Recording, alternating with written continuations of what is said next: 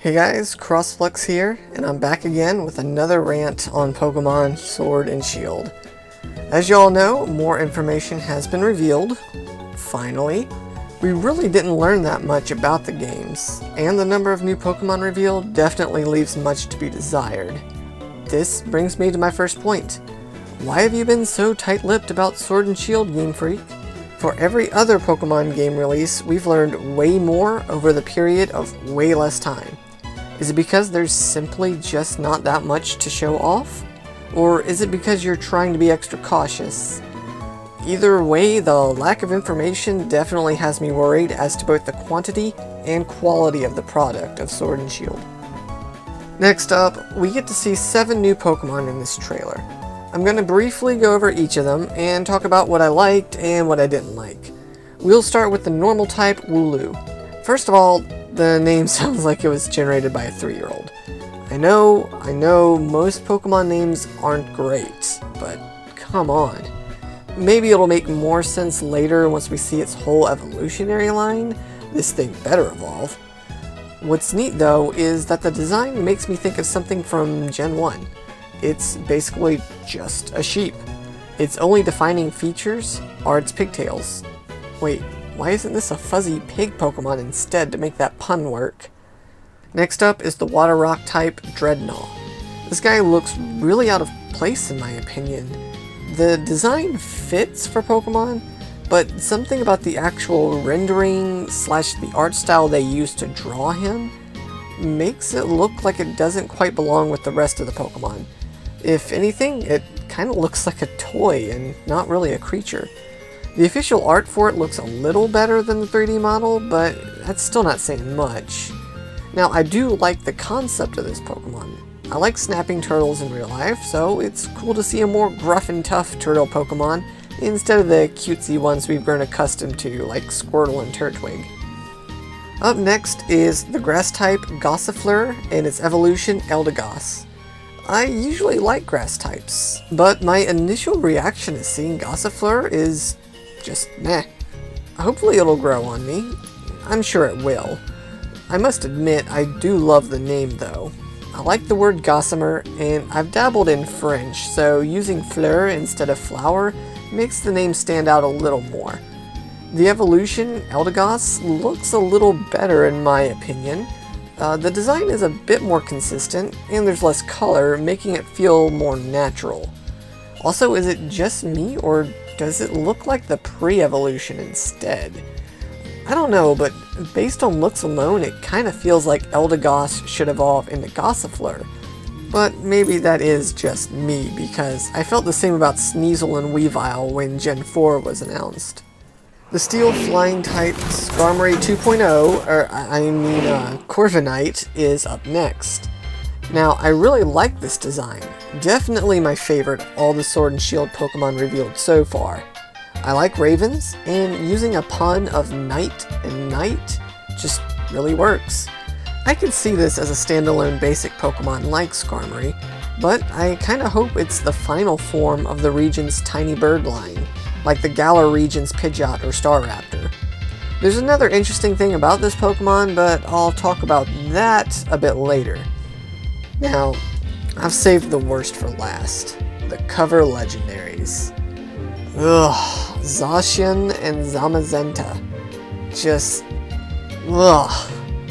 They look like cheap Fursonas or something else you'd find on DeviantArt. They're both too simple and too complicated at the same time. You know, I could see their designs working more for Digimon rather than Pokemon. And honestly, a lot of Pokemon legendaries have run into this issue lately in my opinion as well. Take Zacian for example. Replace its little nub feet with Garurumon's paws, make the sword a little more realistic like Leomon's Shishiyomaru, give it the Digimon eye, and throw on some digital runes and bam! You've got yourself another Garuru type Digimon. But I digress. Even the official art for these guys looks cheap. I can't quite place my finger on it, I'm not a graphic designer or anything like that, but just look at how bad the covers are when compared to other Pokemon covers. I know this is a little subjective, but to me personally, it just looks slapped together. Also, Rapide and Sif want their royalty checks. But that's enough of the Pokemon. There's still a few other things to discuss. The biggest of which is probably the Dynamax mechanic. See what I did there? I'm just gonna cut to the chase. I hate it. Man, this is lazy. First they give Pokemon Digivolutions, then they give them Spirit Bombs, and now they turn into Kaijus?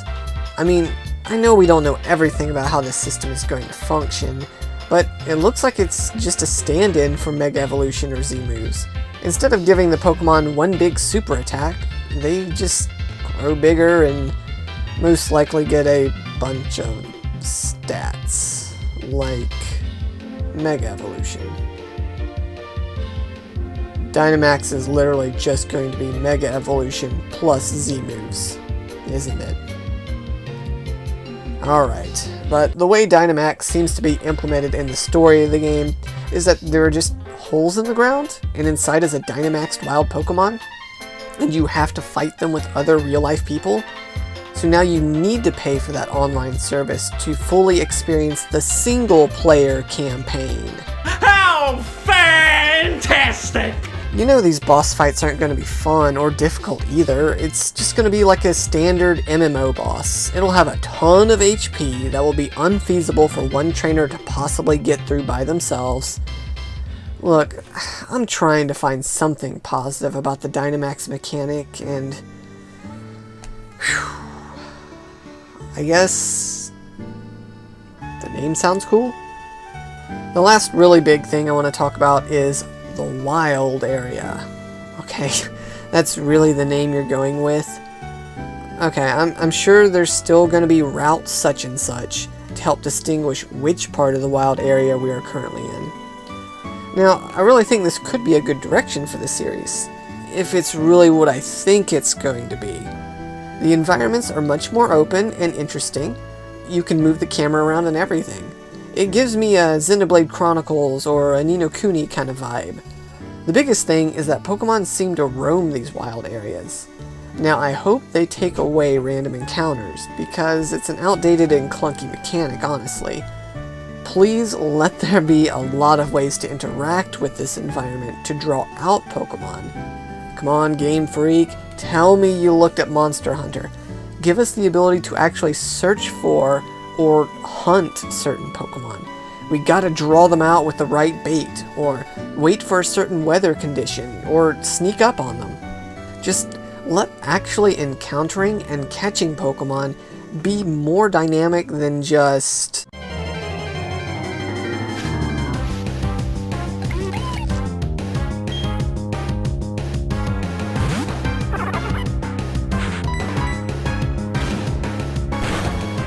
Basically, I think this has the most potential out of anything the games have shown us so far, and it's really the saving grace of the games for me right now.